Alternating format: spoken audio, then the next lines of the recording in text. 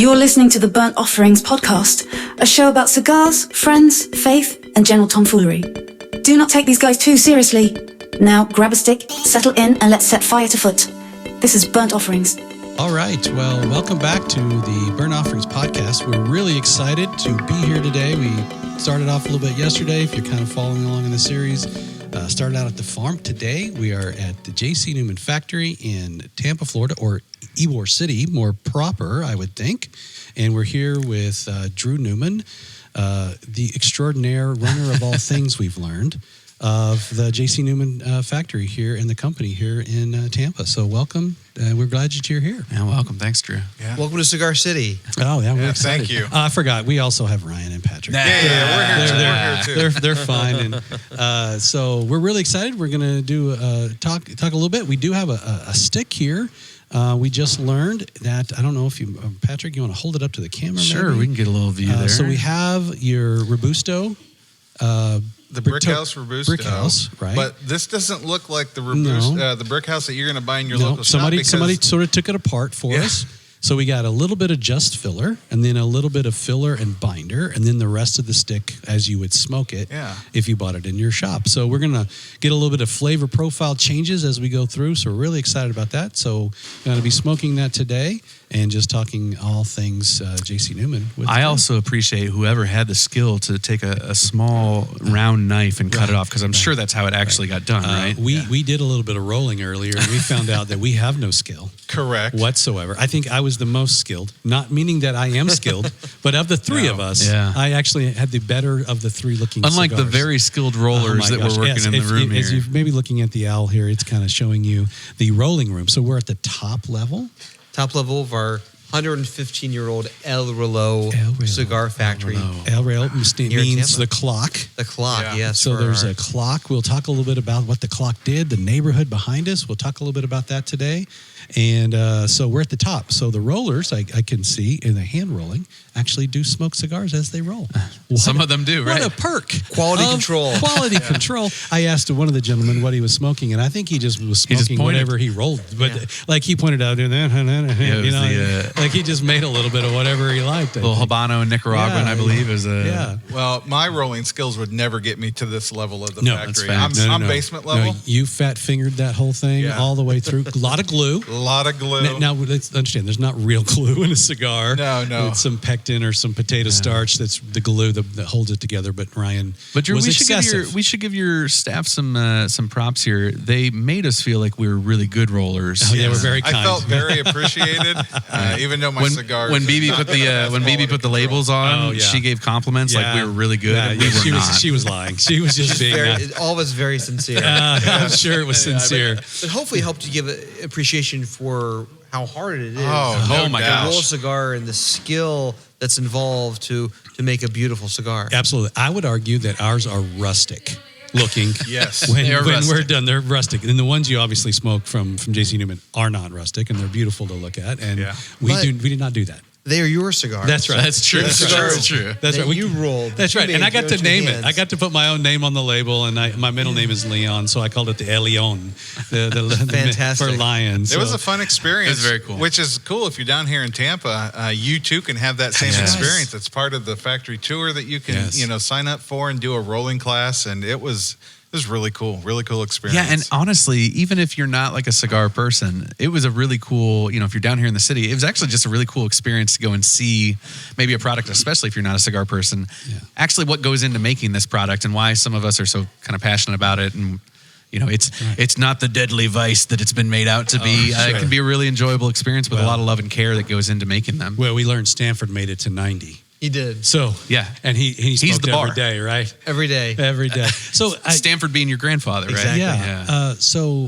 Drew, like you've not always been on staff at the company, but you have more recently in your time, and you've kind of changed a little bit of the flow. Like maybe there's more touring going on and more rolling. Can you talk a little bit about like when you stepped in, why you did what you did, what was the purpose of making that connection again, maybe to the people who like us really like to nerd out about cigars?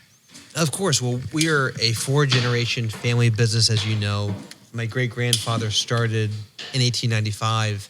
And when he started, he began our company by doing exactly what we see right in front of us.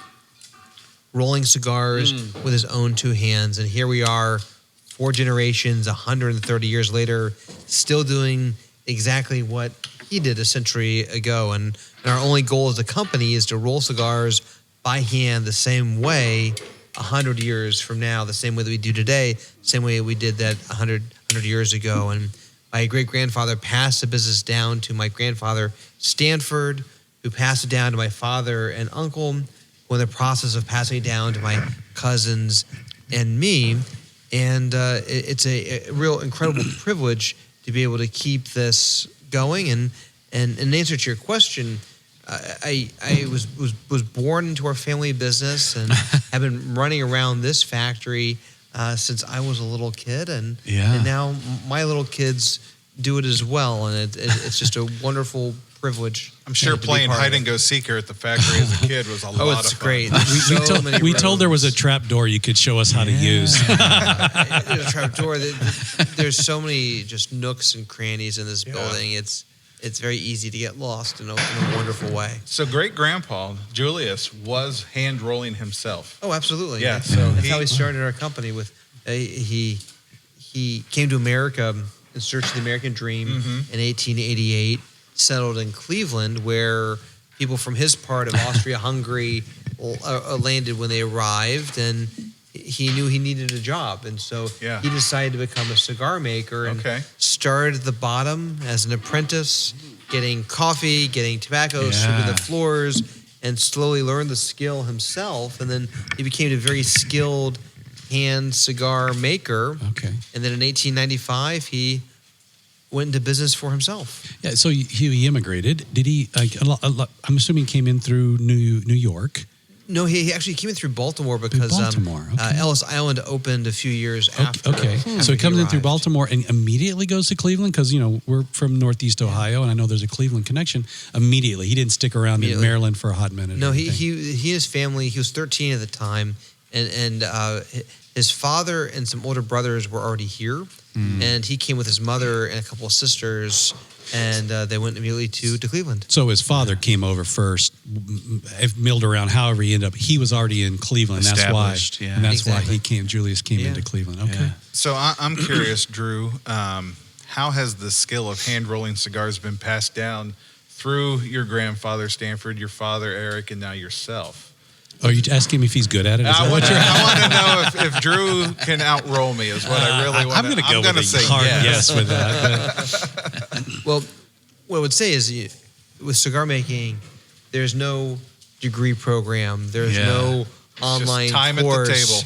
There's no textbook for any of this. It's simply a tradition, an art, a craft that's been passed down from generation to generation. And so the only way to learn is simply by listening and observing, doing asking questions. And so from a very, very young age, I just started observing and being present and picking up what I could. And that's the only way to learn, because so much of what we do is done by sight and touch and smell and taste. There's no fancy machine that says this cigar is perfect or not perfect. It's when tobacco is right. When a cigar is right, and it's just a wonderful art.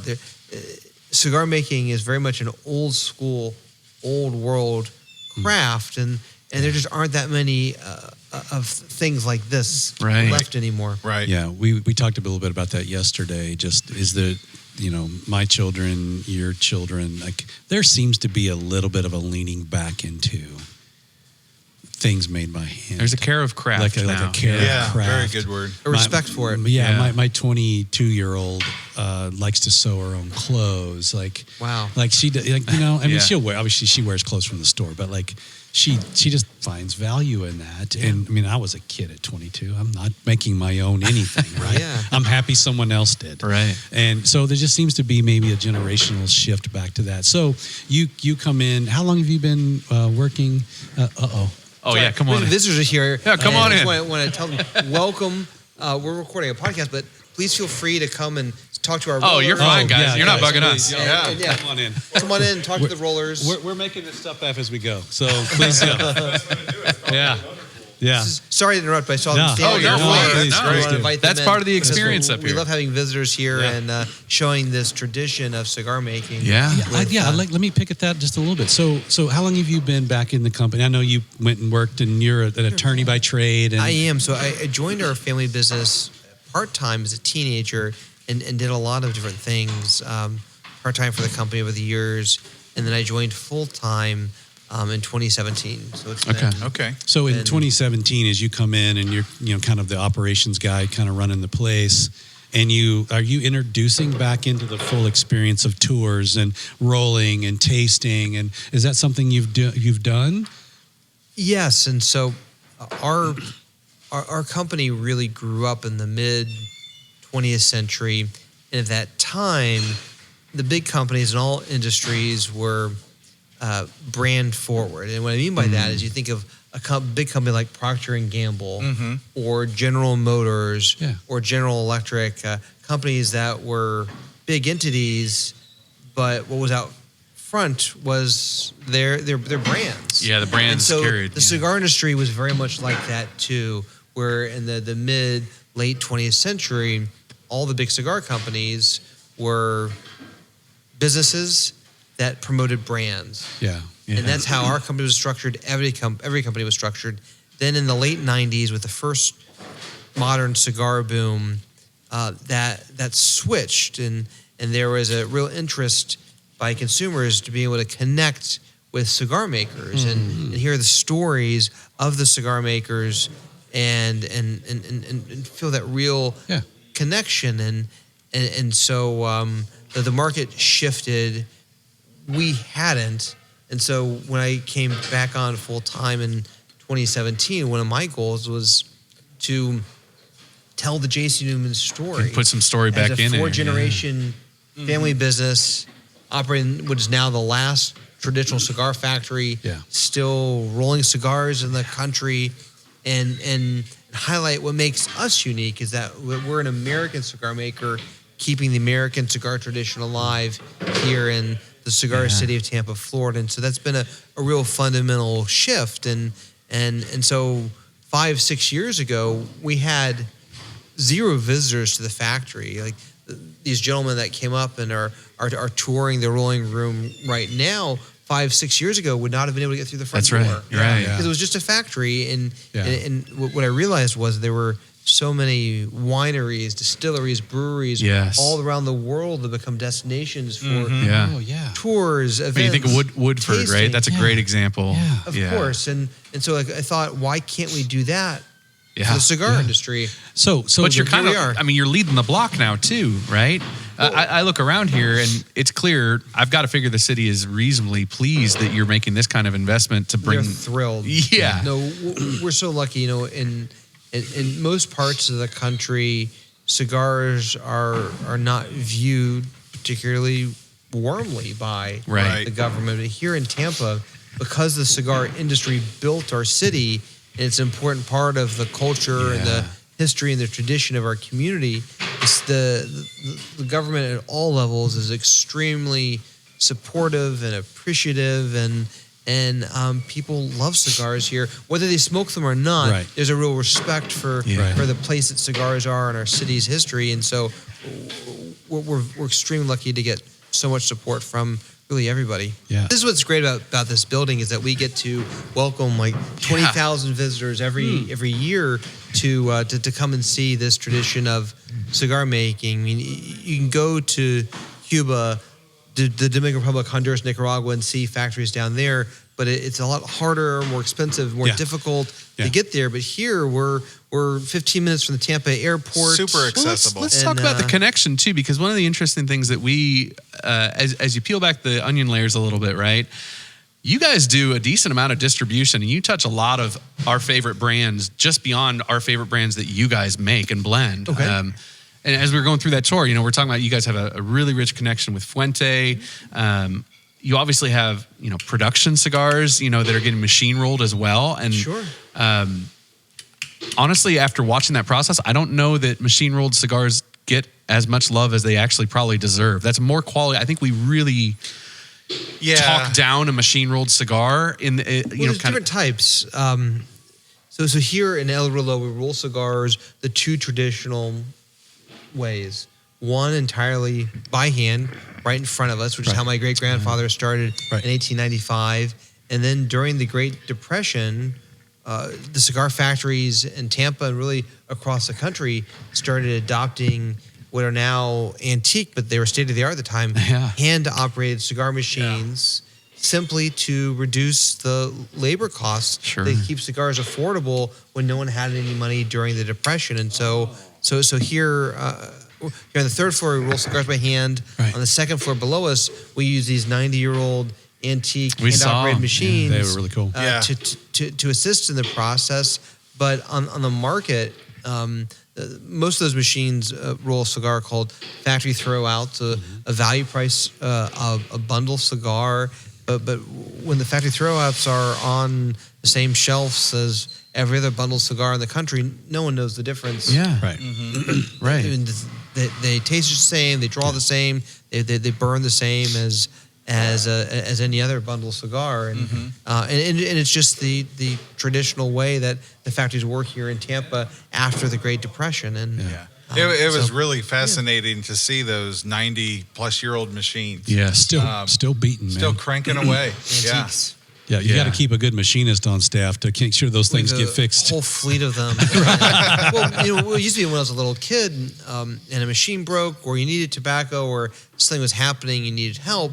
You would just call another factory, and everyone would help each other else out, and you would trade or parts, or they would give you some tobacco, or do you a favor. That's the way the industry was. Yeah. But then, as one by one, every other factory is closed here in Tampa, and we're the last ones left really in the country. We've had to become very self-sufficient, and so now we have to do everything ourselves. And so we've got a full machine shop, a bunch of mechanics, a full-time carpenter, a full-time electrician, just to keep this building going. Yeah. And Makes a lot of sense. It makes total sense. great. Yeah. So you brought in this. Let's connect our consumers or the people back to the things that we do. So if you're coming. Hector.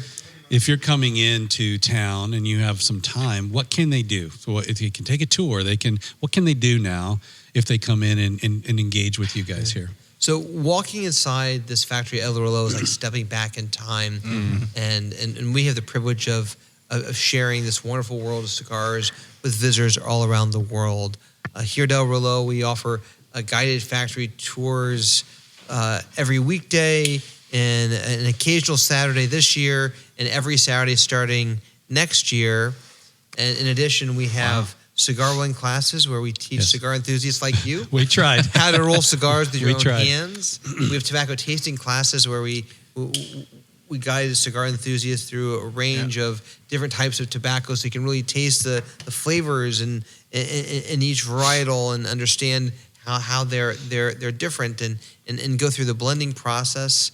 We have a Cigars 101 class, which is not something that we thought about initially, but people came in here and said, I want to try a cigar. What do I do? And so 101 is in teaching them how to smoke the cigar. Teaching them how to cut a cigar. Cut a cigar. Okay, yeah. Teaching Right them from the beginning. what side of the cigar is up and what side of the He just cigar went is down. further up the funnel, man. It makes total sense. It's Right. just wonderful. Absolutely. It's Well, let's be wonderful. honest. I mean, remember your first time? You're like, what do I do? Oh, of course, right. How bad did you scalp that thing the first time? Yeah. Well, I let the shop do it because I wouldn't have known what I was doing. Well, and what I would say is there's no wrong way. Literally. Well, if it unrolls, it's wrong. You say that, but if you're still if it enrolls and you enjoy it, He's right, though. How many times do we have that? I mean, it really doesn't matter. we've got a happens. weekly poker night off show. Those are the nights where it unravels because I'm playing cards or whatever, but I smoke it out to the nub. Do you know where it unrolls the most?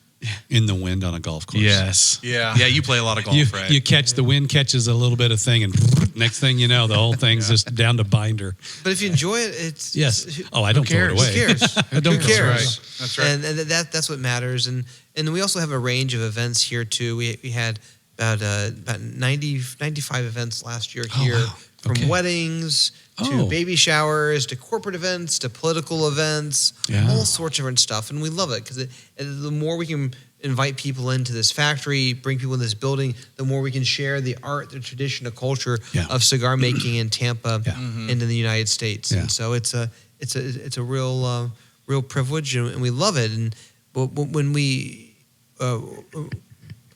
we're cigar makers, cigar makers first and foremost, of course, and we restored this building in El Reloj and began all these programs 6 years ago for company's 125th anniversary. And when we did it, we really didn't know what to expect. Were people going to come to a cigar factory? We thought so, but we really didn't know. Yeah.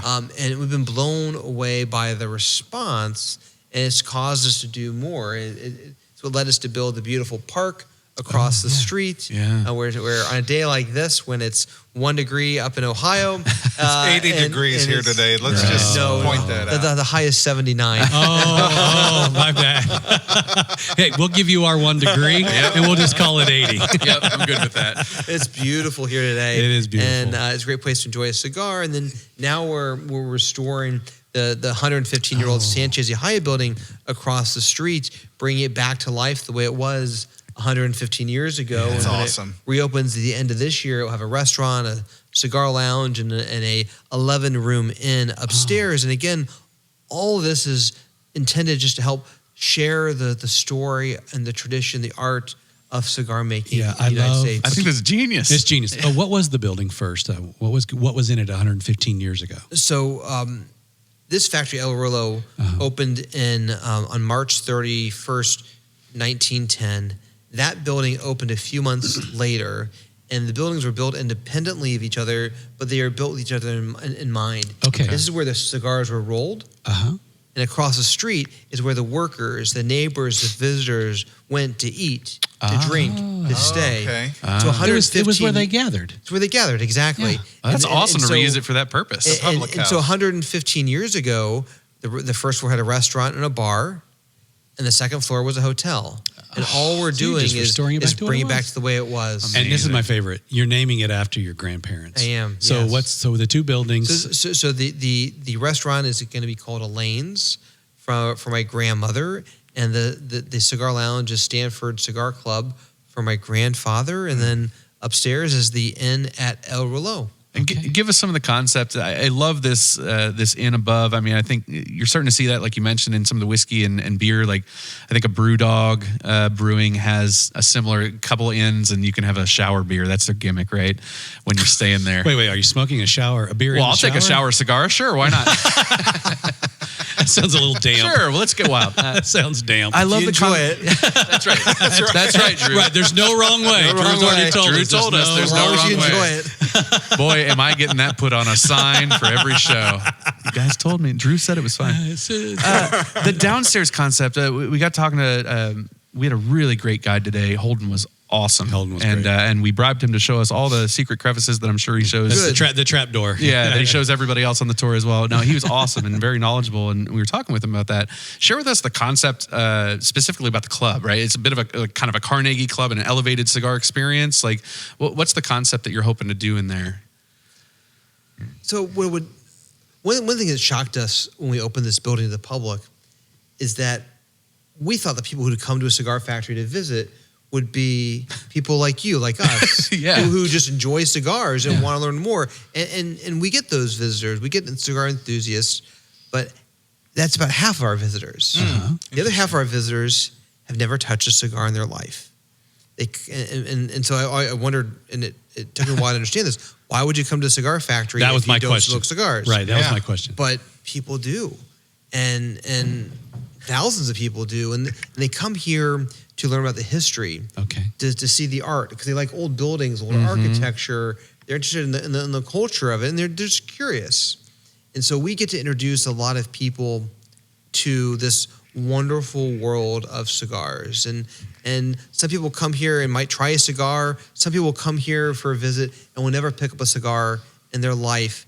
But even if they don't, hopefully they will leave here with a respect and understanding and appreciation for the handcrafted nature of this wonderful world. And so as we approach restoring the building across the street and bringing it back to life the same way it was 100 years ago, it was important to me that we did it in a very similar way that that celebrated the history of cigars in Tampa, that presented the cigars in the best light possible that showed the respect and the love that we have for the culture and the tradition. And so the Cigar Club is going to be a hopefully very elegant experience, not in terms of you got to wear a coat and tie. No, and also it's not going to be. We're not selling $100 cigars. Which I think are crazy. We're going to sell Brick House and Diamond Crown and everything else for the regular price. But the experience is going to be elevated. The idea is that you walk in and that a host greets you and seats you to a table. And if you want to go to the humidor, you can go to the humidor. But what we're going to present you is a menu.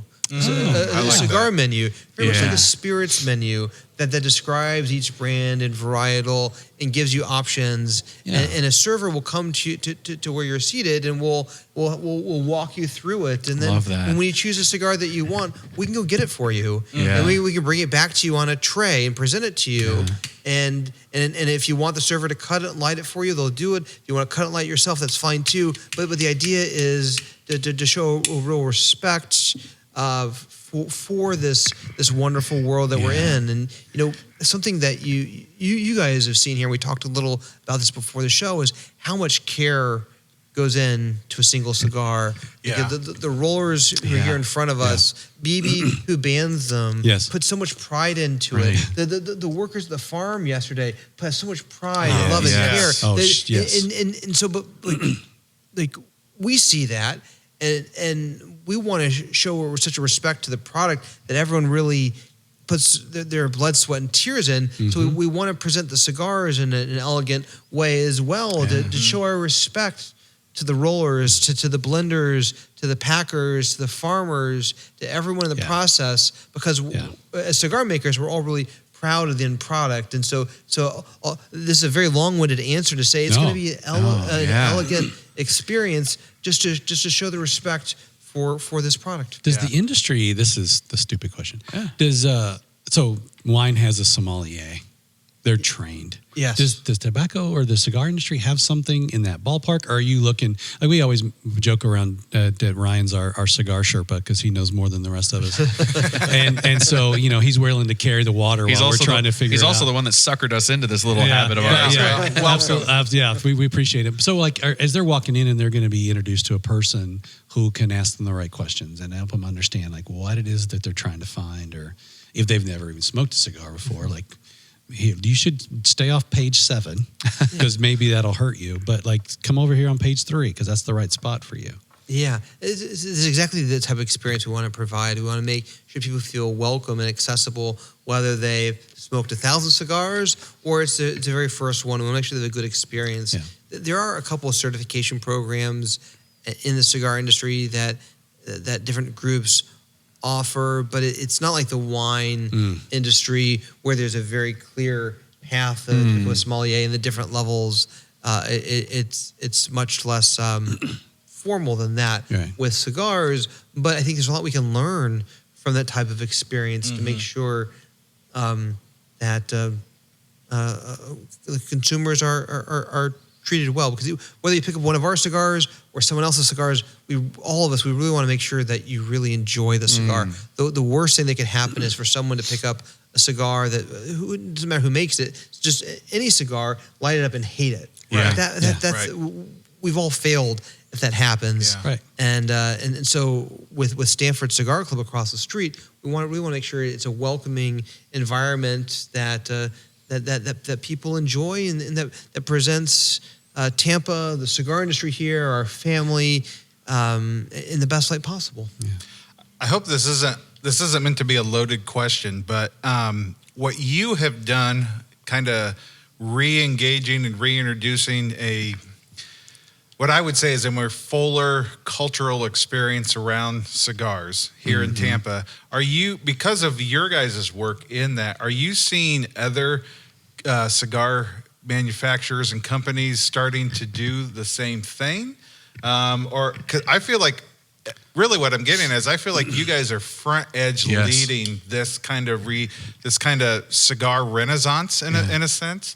Yeah. So that's a great question, and there are great ways to experience cigar making all around the world. my dad is down at our factory in Nicaragua this week because it's the Nicaraguan Cigar Festival. Yeah, we were just talking about it. Yeah, It's a beautiful week of cigars. It's called Puro Sabor. Next month is a Pro Cigar, which is the same thing. The beautiful, elegant festival, but it's in the Dominican Republic. And Which is where Habanos, Toro Fuente is. and you it's our guys Toro have- Fuente yeah. there, and my dad will be there for that as well. And there's the Habanos Festival that comes a few weeks later, and those are great ways to experience cigars and go to the factories and the farms, and we love it. And the more the merrier. In different groups, Drew Estates has a cigar safari program. I don't know if it's back after the pandemic. Perdomo brings a lot of people down to Nicaragua as well, and others do too. And if you're in the Dominican Republic, you can visit. People usually go to the La Aurora factory down there. All it's very doable, but I think there's like 300 visitors at the Pro Sabor Festival this week. I mean, we get 300 visitors here every couple of days. And so I think what we're able to do, which I think is benefits the entire industry, is that we're able to welcome many times more people than factories overseas can because we're here. You're here in the States. Yeah. And you don't need a passport or a foreign language or a whole week off. A whole week off. We're 15 minutes from the Tampa airport. You can hop on Southwest and come down and well, visit listen, us. I mean, we'll plug it. And lots of Midwest has this scenario. There's discount airlines that fly down to Florida for all the snowbirds, dirt cheap. Yeah. If you're sitting up in the Midwest, I mean, there was a guy that joined us for our factory tour this morning from Cleveland. From Cleveland guy. Imagine, right? It's like, Amazing. we keep hitting Cleveland. He was everywhere we flying go. in to see a client that was retiring. He gets off the plane. He's like, I got a couple hours to kill. Hopped and like came over. Didn't even finish the tour, but like he was like, I got time to kill. So he knew nothing. Yeah, he never smoked the American. Like didn't even know it existed, and like he just stumbled in with us schmucks. So he got a real nerdy experience this morning as we drilled Holden with 80,000 questions about all things JC Newman. He loves it. I really do hope that more companies do, because there are so many great cigar stories out there. Yeah. Just like the JC Newman story. And again, we have just nerded out. We have jumped both feet first into the entire culture of it all and really have appreciated those stories. So I hope that more people kind of take your guys' lead and start to find their unique little corner of the cigar world and flesh their unique stories out. Because we all win when that happens. Absolutely. We would love that. I think just given where we are, this being the last large cigar factory to operate in the country, we are able to do it here in the States more than anybody else can. And so I guess what we're trying to say is we're very happy to kind of carry the water the rest of the industry here. And for those who want to go overseas to visit factories there, the festivals are a great way to go see it. Oh, that's a good idea. And there are other factories, there are factories that have tours as well, just on a much smaller scale than what we do here every day. Can you talk a little bit about before we came on air here? We talked about the clock tower, how significant that is here, and we had a little bit of a chance to explore some of the neighborhood around us. I mean, it's working class neighborhood as you would expect, right around a factory. But there's some story with the clock tower. I mean, you told us like they're waking up employees back in the day. Like, tell us about that. That would be where your employees would have lived, right? Like Exactly. back, and they would have been just walked up the street to A couple work. blocks away, right? 141 years ago, there was nothing here. The area that we now know as Tampa was just a small army fort at the mouth of the river. There are a few ranchers, a few fishermen. That was it. About 700 people total in the whole region. There's more than 700 now. And more than 700 now. And it was 140 years ago that Mr. Ybor decided to move to Tampa, build the first cigar factory here, and the rest of the industry quickly followed. And so the cigar industry built Tampa and caused its population to go from 700 people in the 1880 census to 15,000 people by 1900 to more than 100,000 people by 1930, all because of the cigar industry, which is why our community is so supportive of cigars, because it's such an important part of the history of our community. But what that also means is that there were a lot of cigar factories. At its peak, there were about 200 cigar factories here in this city Tampa, alone? Just in this city.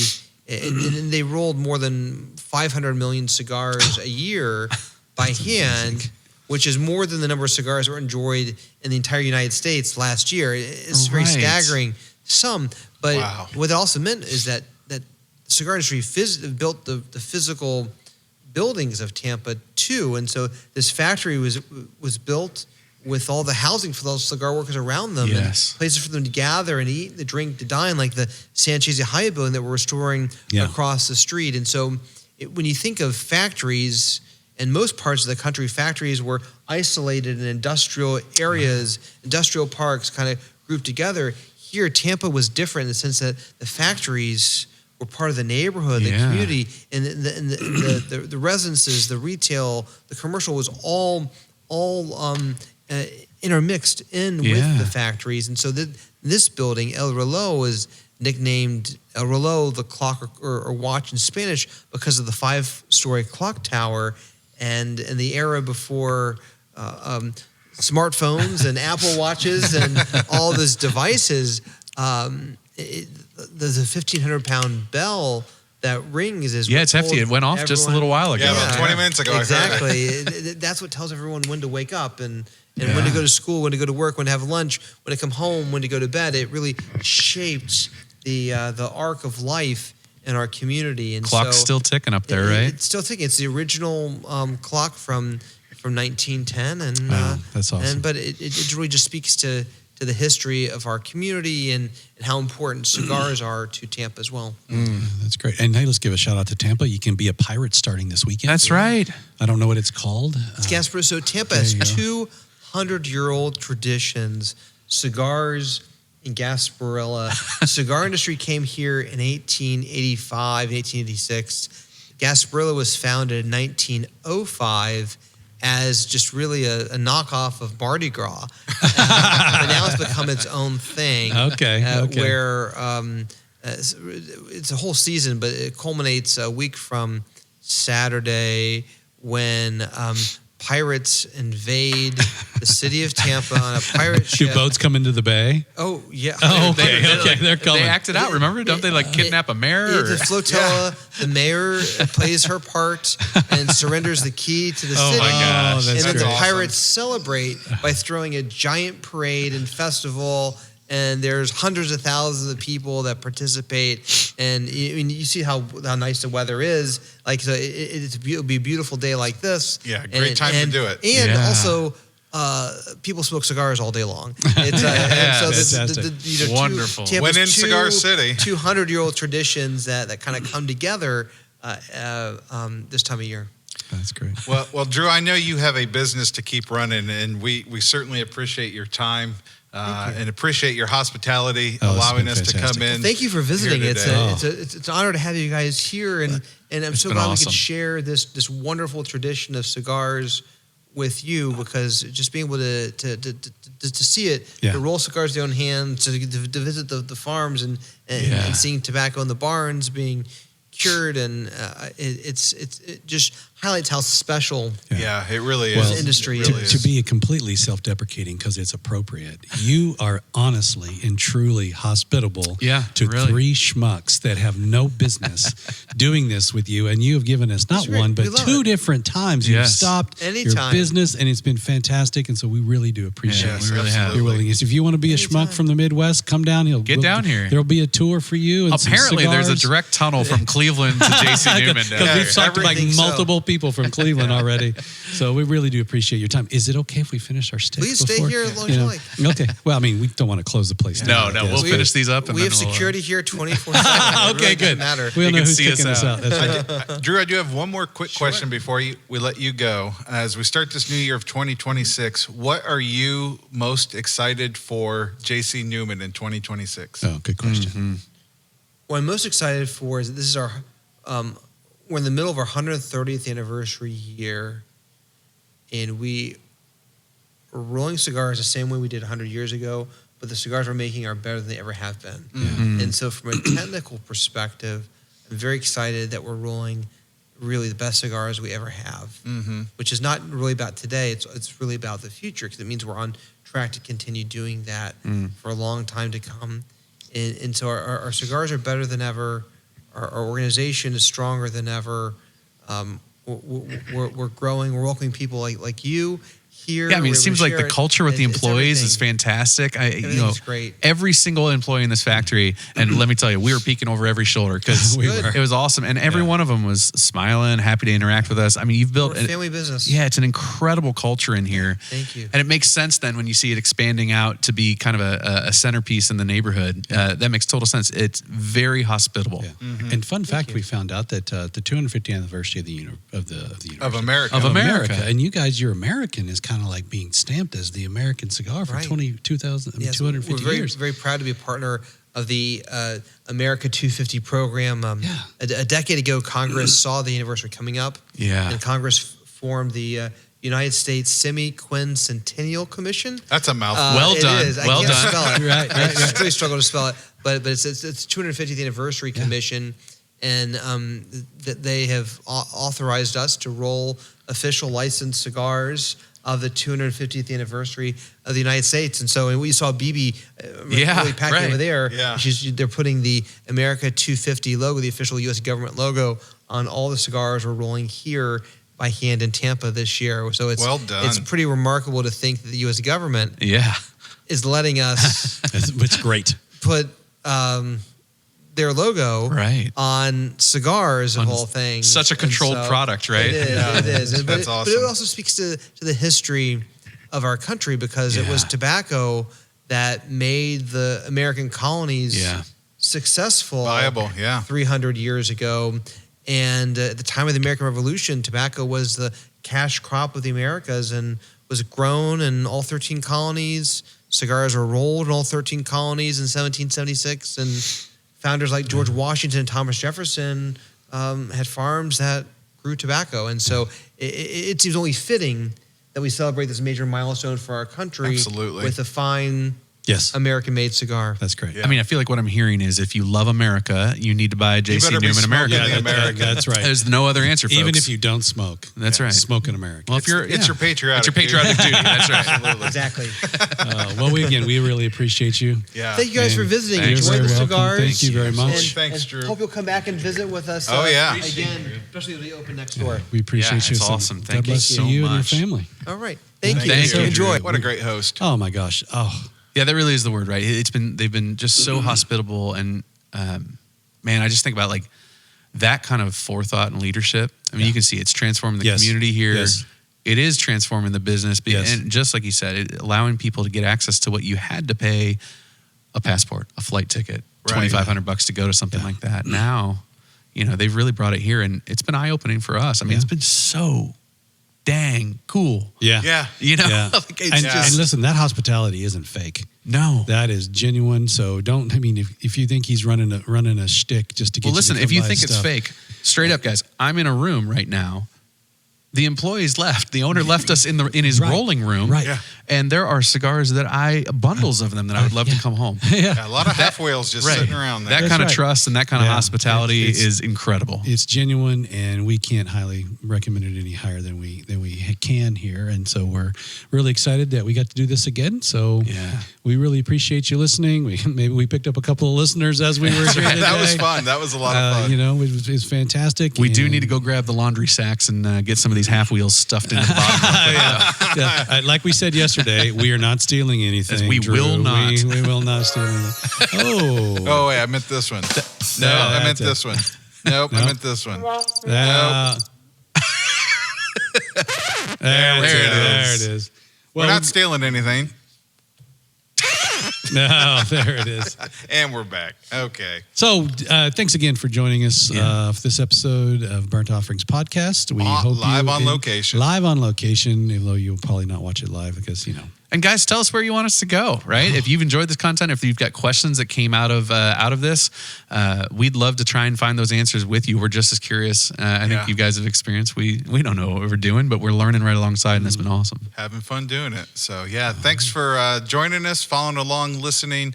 Again, we're on your favorite podcasting platform. You can watch our videos on YouTube of the podcast, TikTok, Reddit. We're out there, and we're glad that you're hanging out with us. So until next time, smoke them if you got them. That's right. See you guys. Peace. Bye. Thank Thank you for listening to Burnt Offerings. Be sure to subscribe on your favorite platform and let us know what you thought of the show.